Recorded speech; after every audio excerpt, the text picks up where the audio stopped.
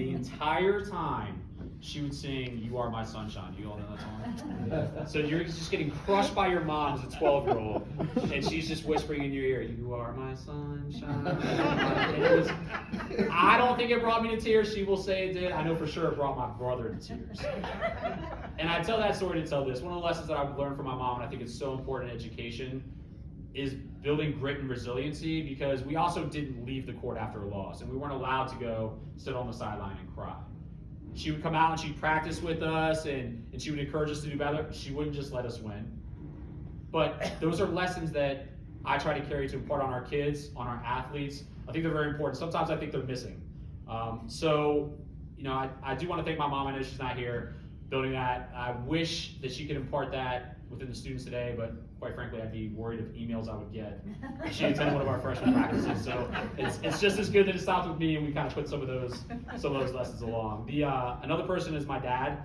So whereas my mom is one of the hardest, incredibly hardworking, hardest workers I know, my dad is what we qualify as a smart worker, right? So he was very efficient with his actions and effort.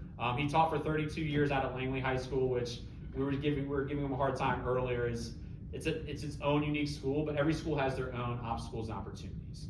And so my dad, who taught math out there, navigated those expertly. He was also my very first coach. Something about my dad is he's one of the most passionate and knowledgeable individuals you'll ever meet. He's also incredibly caring. That being said, there's only 2 coaches I've ever feared in my life, and 2 of them are sitting next to each other right here, which are my dad and Coach Gryle. And it took me some time, but I realized that part of that, and it's something that we need to see more of in our schools today, is that fear was based more in accountability, right? My dad had very high expectations and wanted you to do things the right way, and that's where his passion came from. I remember, quick story, we were playing South Run Rec Center, which is an awful baseball field. It's been awful since it was built. And we were playing a team that was pretty good, and my dad was coming from school or from another practice or something, and we were just getting our tails whipped. And I remember just the fear in talking with my teammates, like, my dad is gonna be furious when he gets here. Like, he's gonna be irate. And I remember thinking in that moment, like, what does that mean? It means we're not doing what we should be doing, right? We're not playing to the level we should be playing.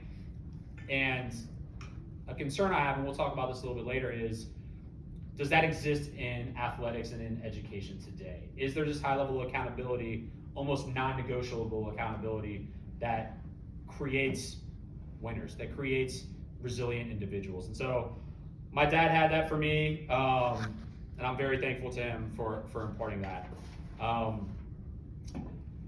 As I acknowledged a second ago, the only other coach that I've ever been afraid of in my life is Coach Gryle. So now most of you probably know Coach Gryle as he's sitting here right now. Smiling, happy, go lucky, very purposeful with his words, sometimes soft-spoken.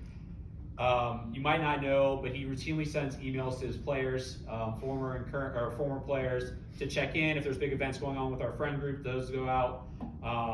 And just like my dad, very, very knowledgeable, very caring. What you might not know about Coach Gryle is I don't know that a more intense individual has ever graced a baseball field in Northern Virginia. Extremely passionate to the extent of intensity, very strategic. One of the things, and I'm glad he brought his little folded up piece of paper today, we used to joke, I don't know if Chris remembers this, Coach Gryle used to come with note cards to every practice, and this is a lesson that I carried with me as well. It's always being prepared for whatever you're walking into. And so we would, and I don't know if you knew this, to the point where we would try to sneak or steal these note cards ahead of practice to see what was going on, because we always knew, it was going to be on there. And I remember one time we saw them ahead of time, and I would think there's these grand plans, right? That it's boom, boom, boom, boom. It was just kind of an outline, right? And I remember thinking, that's all it takes. If you're knowledgeable about your craft, you're passionate about what you're doing, as long as you have a rough plan, you're going to get to where you're going as long as you stick to that plan. That's something I got from Coach Gryle. The intensity is something that I carry with me also. I will tell another brief story. I don't know if Coach Gryle will remember this. So I promised Coach Tugwell that I would stay away from too many Westfield Lake Braddock baseball stories. I'll say my fondest memories were beating West Springfield in district and regional games. But if I'm being fair, we got it just as good as we gave it. So those are my fondest. My most memorable story was my freshman year. We were playing Hayfield High School, and that's back when Hayfield was pretty decent. It was really just us, West Springfield, and then Hayfield and a little bit of Robinson. And I was a freshman, and I got called up to play a couple games on varsity, and while Coach Tugwell was very gracious about my athletic acumen, he probably overstated it. I was more a benefit of a knucklehead senior catcher that had got himself in trouble, and there was really kind of a lack of options. So I come up, and we're playing at Hayfield, or we're playing at our place, and it's the top of the last inning, and I'm catching.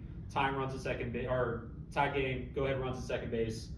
Guy goes to steal third. I go to throw him out. I launch it like 20 feet over the third baseman's head.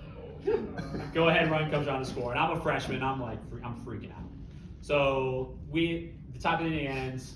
Luck would have it, 9-hole comes up to start our batting order, or to start our at bat, which is me because I'm the freshman. Squeak a ball past the third baseman and somehow end up on second base. So I'm on second. I'm like, here we go. I'm going to be ready. I'm all excited. Coach Gryle, this is my memory again. It could be distorted after 20-some years. Give me a look. Hey, we need to be focused, intense. We need to be focused. Next batter gets up and hits an absolute missile to center field. So I think Lake Braddock still has it, but back during this time period, the popular thing was the yellow piping at the top of the fence so nobody got hurt, and then the windscreen that's right there. So this thing goes out, boom, hits right below the yellow piping, and it's a night game. And I don't know if it drops behind the windscreen and straight down, but it goes straight down. And I'm thinking we won the game. So I'm at second base, and I'm hopping and jumping and yelling. I do remember this now. Yeah. I was thinking, oh, I remember this. And I'm jumping, and I'm thinking, this is great. Center fielder picks it up, throws it in. I barely get to third base. And I'm inches from Coach Gryle. And I can just feel it. I can just feel it. Because it meant that much to Coach Gryle, which meant it meant that much to us. And I remember thinking two things. One, in the moment, man, I'm legitimately scared for my life right now as a little freshman, knowing that it would never be a problem, right? That I would never have to worry about that. And two, reflecting back on that lesson, which is never getting too high or too low, right? Intense and love for what you're doing, regardless if it's athletics or in education, but celebrations only going so high, and reflections and criticism only going so low. I remember thinking you got to keep a cool head. Now we did end up winning that game. I don't know if you remember this. I remember because I was fearful, and I remember exactly how we won. Ryan Ferguson with a single. But I remember just being around Coach Gryle and the way he's impacted not just my leadership in school, but even the way I was coaching. It's been a huge impact for me. And then my last person of influence, and like Coach Gryle alluded to, was Coach Thomas, Dave Thomas. So he was a principal his whole career was at Lake Braddock. I had him as a teacher. He taught me how to catch when I was a little kid. I don't know if you all knew this. My dad and Coach Gryle actually coached together when I was younger. And so I was always on the baseball field running around. Coach Thomas taught me how to catch, which is it's always been my number one love. Coach Thomas was also my administrative mentor. Like Coach Gryle said, he actually pulled me back into Fairfax. I was in Loudoun County, was debating whether I come back in, talked frequently with Coach Thomas. He brought me over to Lake Braddock as an assistant principal. If you know Coach Thomas, you know that there is not a kinder person in this world than Coach Thomas. There is not a person that cares more about what other people think, or not other people think, but other people's feelings in this world. And that's something that I've carried with me today. It's been super impactful in my decision making. Is always get as many voices in the room and perspectives in the room. I think it's really powerful in education today. There's a lot swirling around, which we'll get into, but making sure that we put people first, that we put kids first through our decision making. It's something that has definitely stuck with me. I think about it every day, every time I make a decision, and how fortunate I've been to have Coach Thomas in my life as an educational mentor. So now that you know a little bit about me, I have a couple things that I want to talk about that I've discovered on my journey, which has been, I think, about 16 years now, 15 or 16 years. But again, I can't stress enough, I encourage questions afterwards. These are kind of broad topics I wanted to speak on. The first is, and some of these have an athletic and some of them were in the classroom academic. The first thing that I've seen in education is turnout and participation has gone down. I don't know if you've talked to any of your colleagues in athletic departments, but we're having a big problem getting kids to come to tryouts. It used to be, I'll take where I was coaching at Parkview, where you would have, 60 people come out for baseball. You'd have 80 people come out for football. I don't know if you all have seen the news the last couple of years. Parkview hasn't even been able to field a team 2 out of the last 3 years. So we're really trying to figure that out. And I've talked with other principals and other DSAs.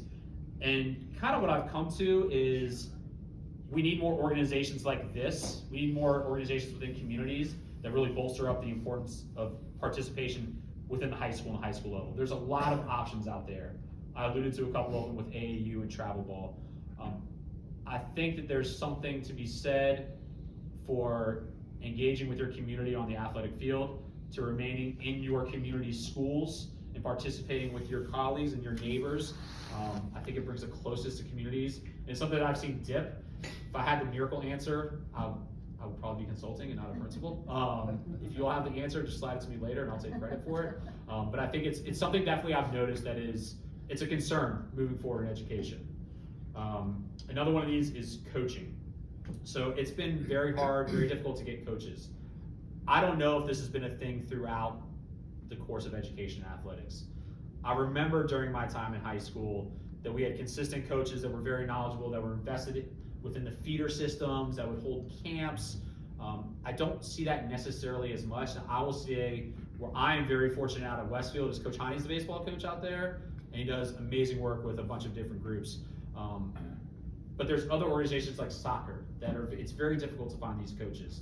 It's very difficult to get coaches in the building. And this has an effect. I mean, coaches create a culture and a framework within a building. Athletics can create a positive momentum within your building. It also has an academic impact when you can get these individuals in. And that's another concern that I've had. Now, why is that happening? I mean, I can make a couple guesses. We don't pay coaches nearly enough. I made the mistake my first or second year of calculating my hourly as a coach, and it was laughable. I also think that we don't do enough within the building, whether it's athletic directors or principals, at a county level, whether it's the regions or what used to be called clusters, and within the community of supporting and protecting our coaching. I think it's very difficult to coach kids nowadays. I think that the expectations of what is, and I want this to come out the right way, what is an allowable practice, getting back towards the accountability I referenced a little bit earlier. I think it's very difficult. You're trying to navigate a bunch of different preferences in terms of when you can practice, when you can't practice, in terms of how hard you can be on individuals, playing time. We don't even, the coach in the room, no, we don't even get into that. I think we need to do a better job, and I'm hopeful that we will. I think there's been some movement towards that. I know, at least in the athletics department at Bill Curran's level, if you know Bill Curran, who is the head of athletics in the county, has talked about raising coaching stipends stuff. I'm encouraged by that. So that's another thing that I've seen. As a global thing, something I've seen is decision-making is really tough. I have a whole section on COVID that we can talk about here in a little bit, so I'm gonna take that out of this section. I feel like, and I'd be interested to hear how this has changed over the course of time.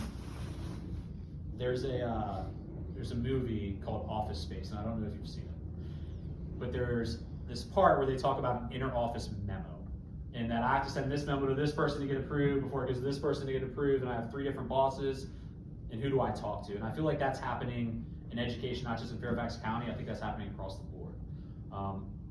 It makes it very difficult to make decisions quickly, especially in a county as big as Fairfax is.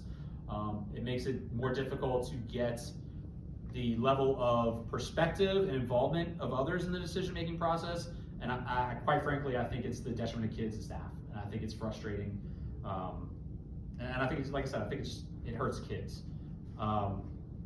Another thing that I've seen is an increase in feedback and access. And we were talking about this a little bit earlier. It's just schools are so visible nowadays. It used to be, and I think we were talking about this over here, it used to be if something happened in school, you had to wait for the post to come out, maybe even the next day or later out in the week, right? If it was something that was community-based, you had to wait for the Loudoun Times Mirror to come out next week, or the Springfield Gazette, I don't even remember what it's called, but now things happen in instant, and I think it leads to a lack of grace, understanding that decisions are made instantaneously within buildings. Those then get projected out with no context across large forums, whether it's community groups, Facebook, Instagram, whatever. And what I've found is that there's a blessing and a curse to this. I think that when used appropriately, it's fantastic because you can get an upswell in support, you can get good feedback. On the other side, I think people tiptoe a lot now. I think in education where they're concerned of, if I use this example in class, how is that going to come back to me? if I get on a kid at practice, is there a kid that had their cell phone out and now it's going viral and now nobody has any idea why I'm yelling at Tony because they don't realize that I was just dragging tail to get back to the dugout when that's all we worked on for the past hour, right? And I think that gets tricky. I think it's something we need to work through navigating, and it's something that I've talked a little bit with my community about understanding the positive way to use this access and where it could be a downfall. Another thing I've seen is the rise in advocacy, which is awesome. Something I've noticed in my time in education is at all levels, starting with kids, they're more inclined to speak up when they see something that they feel needs to be changed, and not just with a complaint, also with solutions. And that's something I've really honestly personally seen more the past probably 6 to 8 years, 5 to 7 years, where it used to be, oh man, I can't stand this, or oh man, I can't do this. Well, now I'm creating a group that's going to look at, how we evaluate different holidays within the school building, right? Or I'm creating this group that talks about what green days can look like, and I'm willing to go talk to the state and say, this is why I think that we should be able to practice or not practice during this time. That's something I'm personally very proud of. I think as a group we should be very proud of, and adults are following suit, where it's less complaining and more action oriented. It's something I'm very excited for, and it's something that I appreciate groups like this that are also outside of the building that have that voice and are willing to step up and take stances, but offer assistance wherever needed. The other thing I've seen is a rise in resources. We're very resource rich in Fairfax County. The other side of that is as a whole we're resource rich, but as individual areas we're not as resource rich. This is something that's been probably talked about before I got into administration. Again, at Westfield, we're very fortunate. Our teams have jerseys when they need them. We have a very strong booster program. Our PTSA is growing, but we will play other schools that don't have that. And how does that play out? It means, are they getting the extra coaching and support that they need to get better at what they're doing? And in some communities, even play safely in the sports that they're playing. Is it something where they're getting academic support where, I'll beat up on Langley a little bit, some schools don't have the ability to have tutors to the level that other students can. And how does that inhibit their access, right? When so much is still based on grades and to a certain extent test scores with SAT, how do we make sure that all students kind of have the access to those same tools and resources? That's something I want us to continue to talk about in Fairfax County. One of the issues that pops up is similar to what I said with the access and the social media. Sometimes that gets slanted and skewed and pulls away from the conversation, but it's something that's very important. Another thing that I've seen is the rise in collaboration and collegiality. I know when I was in Loudoun, there was plenty of schools, this is not to talk bad about Loudoun, but schools kind of operated within their silos, right? You kind of did what you were doing, and if I needed a game with Freedom High School or Dominion, like we'd reach out, but there wasn't whole group collaboration. What I've seen in my time in Fairfax, especially recently, is a rise in that collaboration and collegiality. Now, there are certainly unique circumstances. I was telling Coach Tugwell that I will have to skate out of here around 11:45, 12ish because we have an enormous multi-region meeting regarding football scheduling, which is always contentious. But I will say that what we've been able to do with products on the athletic fields, within classrooms, because we're operating more as a unit than what I had seen in the past, it's inspiring. It gives hope, especially since it's a crazy time right now. Which brings me kind of to the last thing I wanted to address before we had some questions, which is the COVID environment. I'd be silly to not talk about COVID environment while I'm here and the impact that's had on schools. So I am in a unique position because I started my first principalship in the height of COVID. So I started March of last year. So it was post the initial shutdown, which was very logistical, and you all read the news. It could have been smoother, I will say. Last year is when we really got into how are we going to operate within this environment. And now that we're still in this environment and there still are mitigation strategies and other policies that are involved, I tell people all the time, it's a positive for me because I've never known anything different as a principal. I came in a COVID environment, so I don't know if this is harder work or easier work or different work. It's what I know. But there are a couple observations that I've made. I will say the first one is morale in education, as you all know, is at an all-time low. It's in the basement, and it's very difficult. I'll get a little vulnerable with y'all. It's very difficult to figure out how we're going to pull that up because money is not the answer. every school district has the money to pay teachers for things that they are doing. But when you're beat up, you've been giving it your all for the last 2 years in a essentially foreign environment, I don't want $40 an hour to go do this other task that I don't have the energy to do, so I wouldn't be doing it well anyway. So money's not the answer. So is it events? Can we pull everybody together? Can we go do like a happy hour somewhere or do, yeah, but there's still different levels of comfort within the COVID environment. And as we got to earlier with like the access and accessibility, where are you gonna go to make sure that you don't have students there that are gonna videotape because there's this concern that something might pop up? It's difficult, so that becomes tricky. Responsibilities, what are you gonna take off a teacher's plate? What are you gonna take off a coach's plate? There's nothing to take off. Everything that they do is needed. So it's a tricky thing. I will say morale is something that concerns me every single day, and there's no silver bullet to it. It's a lot of grinding. It's based on relationships. You get out, you try to talk to people, try to help them out, and maybe you'll try to teach a class for them or get a sub for them, give them coverage so they can just sit down and relax. Try to put some passion projects in front of people, but it's tough, which leads to kind of the next thing that is a COVID impact, which is I think the media is labeling the Great Resignation, right? So we were talking earlier that some estimates are upwards of 30% of educators predicted retiring or leaving the profession. So Coach Crowell threw some numbers at you earlier as he was introducing myself. We have roughly 160, 170 staff members, not counting operational staff like custodial support. If we were to go with a 30% number, on the low end, we're talking about 50 staff members that would walk away from Westfield next year. That is unsustainable. When I left today, we had 12 open jobs. Open jobs meaning that 12 people who were not coming, you all know this, 12 people that are coming in, not coming in, with no substitute. And so what do you do with that? I mean, I'll tell you what we did with that is you combine kids in big spaces and you try to put one person into 150 kids, and you have administrators sitting in, you have counselors sitting in, but there's a broad impact to that, right? So counselors are sitting in instead of counseling students they might need to be talking to for a variety of impactful reasons, emergency, whatever, and we're at the height of class selection. So I'll use my oldest daughter. Coach Crowell brought this up. I have 4 daughters. One's a junior at Robinson. I have a 5th grader, a 5-year-old, and a 3-year-old, and we're done. This is it. Like I told somebody earlier, I'm not going for the title. That's it. We're out. But she's had her counseling session moved twice now. As a junior in high school, so it's a pretty important year because counseling, it's an all-dog alert. Everybody who can get into a classroom needs to. And so there's a trickle-down effect. Absent of just not being in front of you to teach you government, now I'm pulling somebody else who can't be in front of their group. So that's a concern, and I don't know what the answer is. We talked about earlier, it's not money.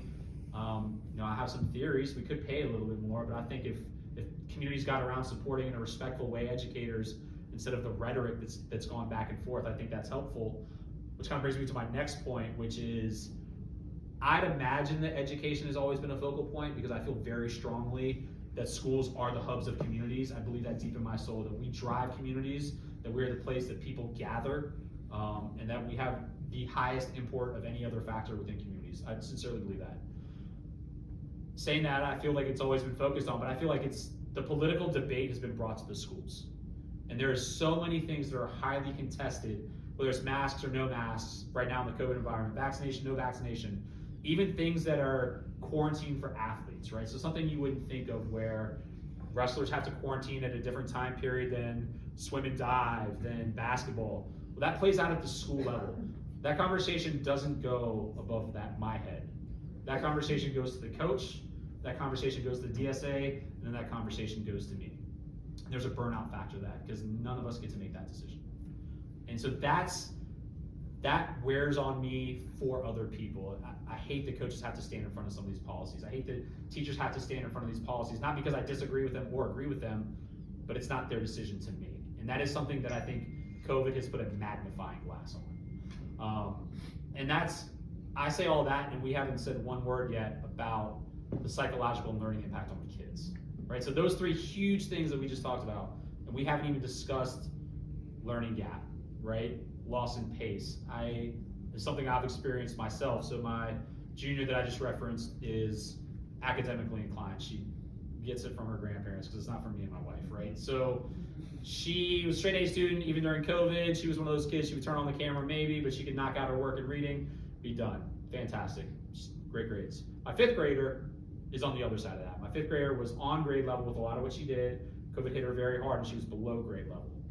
Well, that's not just a reading problem, that becomes a behavior problem. And so at the house, we were seeing these things these behaviors we'd never seen before.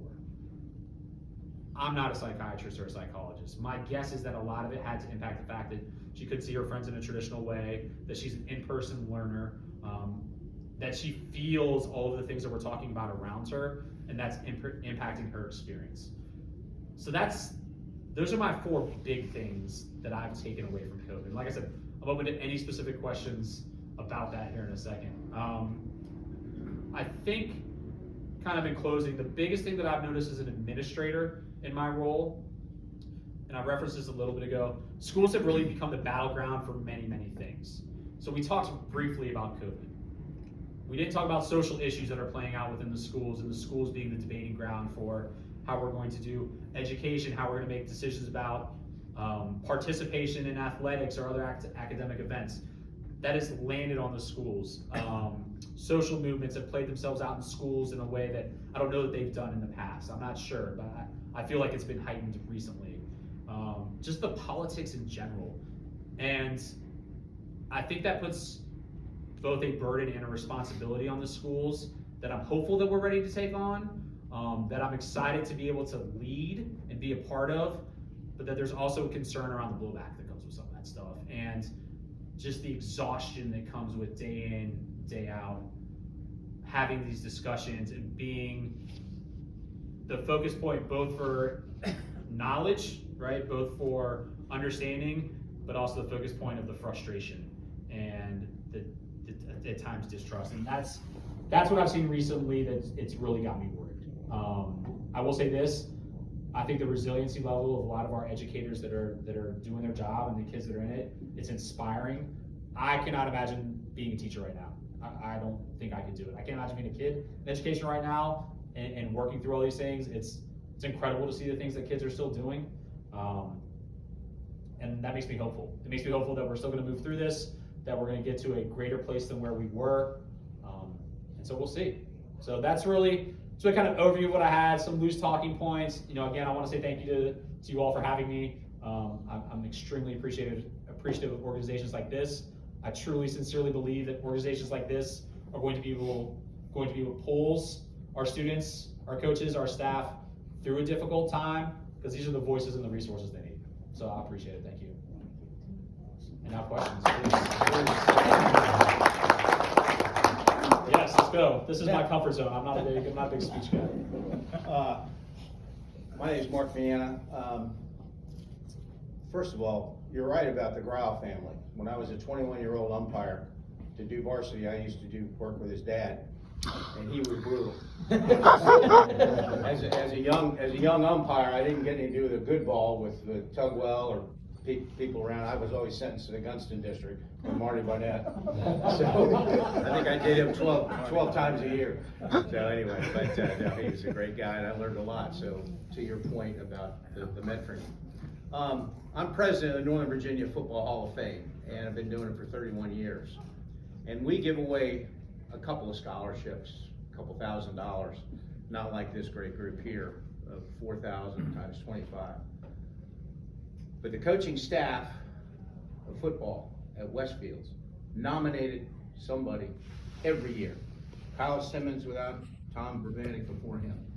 And it's a tribute because that says something about him taking the time, because it's dependent on the coach doing it, to offer up to somebody that's not the greatest that's going to get one. It's the good senior that's not going to play any farther, and he always comes up with somebody. I don't get that from the 30 that we sent out. There's some schools that never have submitted, and you got money ready to give out, and that's a tribute. And it sounds like you like that thinking, maintain that, but you ought to know that, because it's a fact, and he takes his time to do that.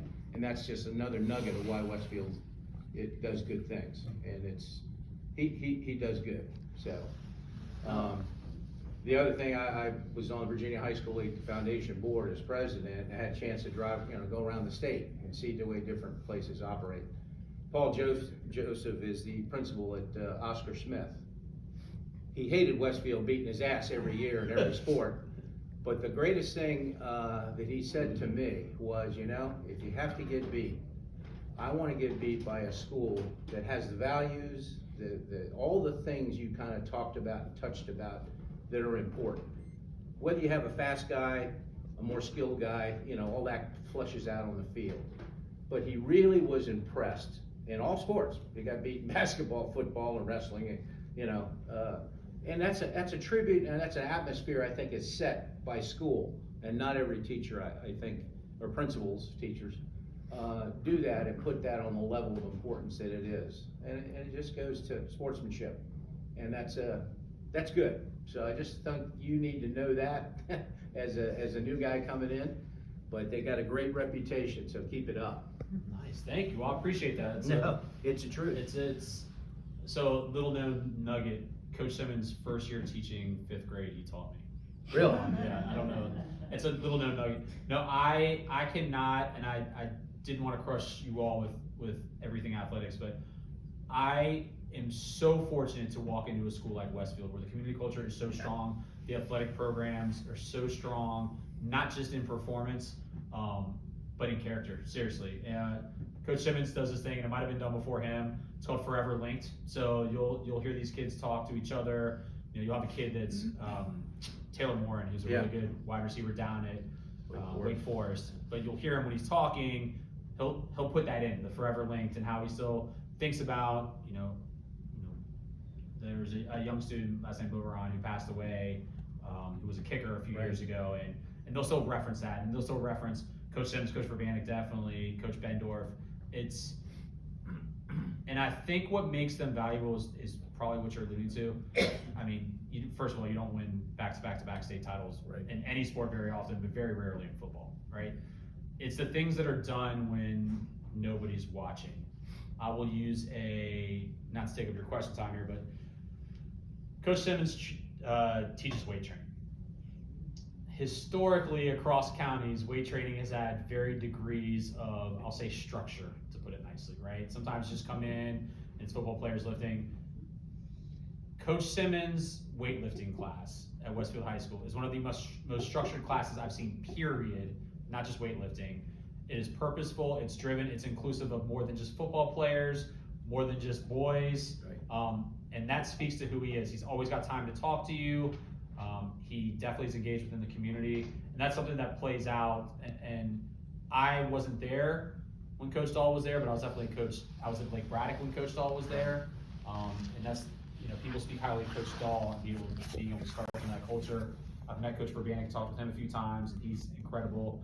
Terry Toll, who's our athletic director over there, I was telling somebody earlier, is the best in the biz, and nobody's gonna be able to convince me otherwise. She's unbelievable. And at the end of the day, there's not a decision made in that athletic department, and I hope in the school, that doesn't put kids first. There's not one single, there's no pride, there's no individual pride, it's all about Westfield and the kids in the program. So I appreciate that. I didn't know that, but it does not surprise me in the least that they're nominating somebody every year.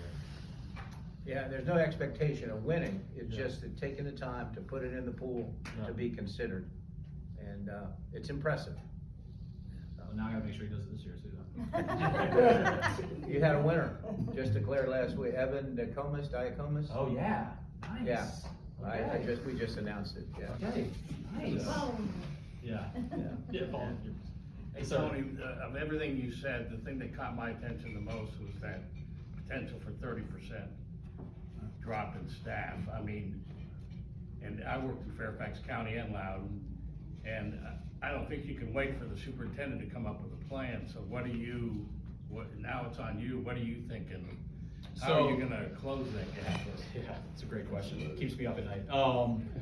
And the uniqueness of Fairfax County is our superintendent's going out, and we're not sure. There's a process, I'm sure, somewhere, but who knows when the new superintendent's going to come in and what that looks like. You know, I'll say it's definitely school to school. I will say there's a blessing and a curse of Westfield. So Westfield, part of Westfield's strong culture, in my opinion, is we have a strong percentage of the staff that was there when Westfield opened, right? So Westfield's 22 years old this year. We have roughly a third of our staff that has been, a little over a third of our staff that has been at Westfield for 20 plus years. So where that drives people wanting to be at Westfield and the culture it also means that there's a lot of people that are really close to retirement. Is this the tipping point, right? And so I get worried that that number could potentially be higher for us, and at the same time be significantly lower. So to your question, what do I do? Well, my biggest strategy, honestly, is try to bring energy and fun to the building. You got to make it a place that people want to work, because I can't change the pay. I can't change the hours. I can't change the fact that the school board is putting us at 32 kids per class. Those are things that I can't change. So what can I change? Hey, do you and your collaborative team, like your cohort of World 1 teachers, do you need an off day today? Will it help you out to have a sub day where you can plan or just relax and talk through some things? Let me give that to you. Let me find a way to make that work. So things like that, trying to do luncheon. We'll do a big chili cook-off for March Madness and try to remember the community of why we're in the building. And it's to help kids for sure, but enjoying working with the people that you're working with is a huge part of it. So working on things like that. Another kind of blessing of Westfield is our location. We have a very high percentage of teachers that live in Loudoun, but they're invested in Fairfax, whether they've been there for anywhere from 10 to 15 years already, or they want to be in the Fairfax system. And we are the westernmost high school. We're unique. We draw from all the way down in Bull Run, all the way to Herndon Clock Tower. So we really take that arc. So if you're living in any of those areas, you're benefiting from working at Westfield. So I can see where our percentage is a little bit lower than that 30%. But I don't have a great, the couple things that I told you are my best guesses, giving staff more input on what they think could be done better at the building and try to get their investment that way. But it's tough. I don't know. I don't know what this county is going to do if that number even gets to 20 or 25%. I'd say routinely from what I've seen, rollover, we probably roll 10 to 15 teachers a year, 7 to 15 teachers a year. Now, that's not just retirement. Some of them are moved, like they've moved or they want to go to a different school or a different level. But you multiply that by 4, 3, I just don't know what to do. I will say one thing that I've tried to do is increase opportunities for dual enrollment, right? And that's really, it's not a great solution. It's kind of a stopgap solution. If you get more kids enrolled in Nova classes, they can go take those things. Then again, it's not a great stopgap, but it's a stopgap to fill some things. I've tried to bring some newish curriculum where our teachers can teach dual enrollment and maybe teach more of the things they want to teach in a way that gives them freedom. So something like a dual enrollment class. Are you all familiar with dual enrollment classes? So I think it's going to try to supplant AP. There's a lot of pressure that's associated with AP and the AP test, and quite frankly, a lot of the big schools, a lot of the higher, the more difficult to get into schools don't even really take AP tests anymore. So this dual enrollment provides a freedom that doesn't have the AP test at the end of it, that gives teachers a little bit more excitement. So I'm trying to bring some of that to Westfield as well. But you're fighting a bear on that. That AP thing's a runaway train. You all know this. It's just so ingrained within communities that when you say you're going to start taking away AP and move it to dual enrollment, there's a lot of front end work that has to happen to say, no, this is a good thing for your kids. Your kids are still going to be competitive at Georgetown, but it's also going to take some of these learners that haven't really engaged in some of the upper level classes and give them an opportunity to be successful too. Saw a couple. Are you aware of what's happening in the colleges in terms of preparing students for teaching positions? Is there been a significant change in terms of like the 5-year programs where they come out with their masters in 5 years, or something different than that? Well, concerned about the number of people going into teaching. Oh yeah. So something we've started to do at the high school level, and we're going to start this class next year at Westfield. It's been a big push to the county, is Teachers for Tomorrow, and really get students to start thinking about being a teacher while they're in high school and not getting to college and saying, maybe I guess I should be a teacher. Because we were talking about this earlier, it's not as attractive as it used to be. So we've pushed those programs a little bit. I would say as a county, something we could do better is recruitment. I think that we're very strong. You'll see a lot of teachers from Pennsylvania and Northern Virginia. I'm sure you'll see a lot of educators from Pennsylvania, a lot from JMU. I don't know how frequently we get towards the Hampton Roads area, which has a bunch of great state schools. I don't know. I think we've rested on our laurels a little bit, and maybe we can be more active in our recruitment. I'll say that since the superintendent's leaving anyway, so he's not gonna fire me on the way out. Do you have any opportunities to recruit on your own, so to speak? So we kind of will do, and that is, there are silver linings of COVID, so I don't want to crush this entire thing. the ability to do these virtual meetings has broadened our reach a lot. So there are a lot of virtual job fairs that I wouldn't be able to. It'd be very tough for me to take a weekend to go up to Penn State and do this recruitment. So what historically had happened is you get 2 or 3 people from the county, they would go set up a booth at Penn State's career day or whatever. And that's how we would draw people down. Doing these virtual events, I would like to think that I'm fairly decent at recruiting teachers just based on energy and kind of interaction. So being able to get in front of some of these teachers and give them the Westfield culture, and give them the Westfield vibe, I think has potentially pulled more people in to our specific school. But I don't know, honestly, that it's not something the county really shares with us, like what their recruitment and retention plan is. They kind of put that on the schools a little bit. Yeah. So this is not the cheapest place to come to, for a beginning profession. Right, which is why we have a lot where we have a lot of Loudon teachers, because they've lived a little further out. Well, now it's growing crazy, but out towards Aldi, out towards Percival. We've tried, so something we're trying to do at Westfield is, if you all are familiar with the Westfield area, there's right on 28, there's a huge apartment complex that's going up. There's a restaurant called Sedona that's right there. Basically, if you're going towards Sully Police Station, it's right across the street from it. So we've been talking with them to see if educators can get like a reduced rate if they're renting a place. It's not going as well as we'd hope, understandably, because you also have all the tech sectors on the other side of the street. So all the people that are going there can afford to pay $3,000 a month for a 1-bedroom, 2-bedroom. Are you gonna rent an apartment for $1,200 or $2,000? Yeah, $1,200 down across the county line. Yeah. Right. Yeah. One more. Okay, sure. I think you answered it already, and I really think that your time is just about up, so I'll pass, thank you. Well, I did not know that I had projection capabilities, but I will pass along all my contact information to Coach Sugwell so he can distribute it to you all if you ever want to reach out with anything. There's a ton of experience in this room that I value, so please reach out to me because I might pick y'all's brains on a lot of this stuff to see if I can come up with better ideas. So thank you for having me. I appreciate it.